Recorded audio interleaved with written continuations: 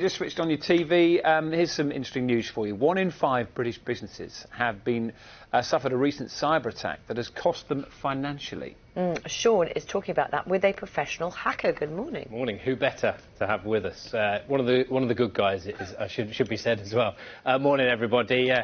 Clearly a big issue for businesses. This survey's been done asking bosses about how vulnerable their businesses have been. People are often tight-lipped about admitting this kind of thing. This was done anonymously, so we get a little bit more of an idea. And that figure, a fifth of companies have had a recent cyber attack that's cost them.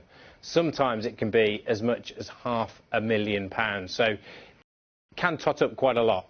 We've got Rob Shapland with us, who's paid by the big companies to break into their systems. Is that a good way of putting it, Rob? Yeah. So my job, I get hired by companies to break in through cyber attacks, but also through physical intrusion of their buildings. So I like to sort of sneak in and dress up as a security guard or something, get into the building, and then try and hack into their network from the inside as well. Right. OK. Not sure where I start after that intro.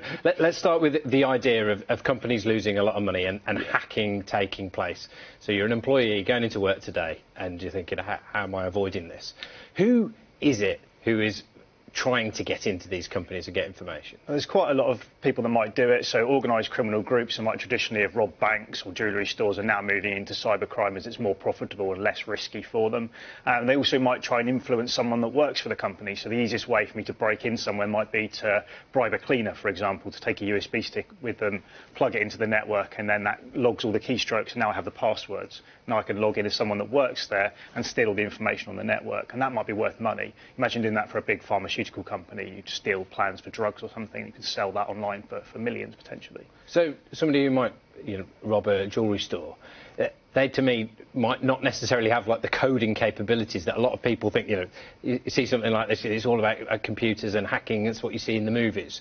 Is it not actually that high tech? A lot of the times what we do is we target the staff, rather than doing like you see in the movies where you've got a hacker in a basement listening to metal music and tapping away. You actually target the people that work at the company. So a normal way to do it is to send them a phishing email. So something where you get them to click on a link or an attachment. You go on social media, you look through their Instagram photos, you find out they've been to a hotel recently, you pretend to be from that hotel, sending them an email saying you've left some valuables in your room, click on these photos to see it.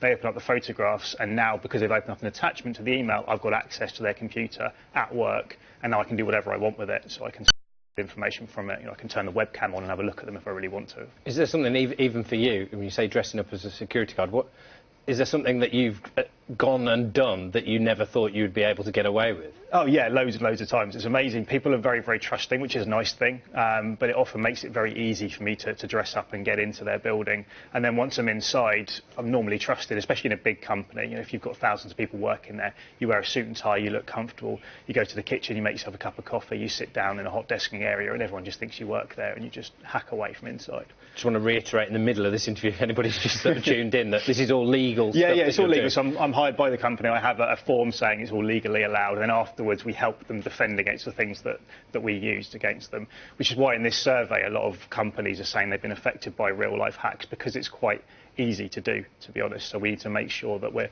helping small businesses defend, both through doing the type of testing I'm talking about, but also having cyber insurance, things like that, that help cover them in case they are attacked. And so, yeah, and prevention with those staff.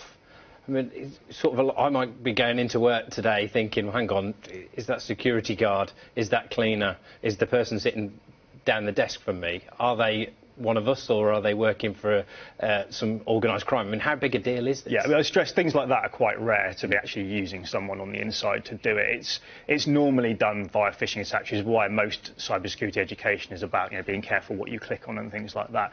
But even if it happens, most companies have systems in place to detect these attacks that happen. There are lots of things that can spot them, but also, if you do get hit, if you have the cyber insurance, it covers you for it as well. So you've kind of got the best of both worlds, where if you've got protection and then follow up as well.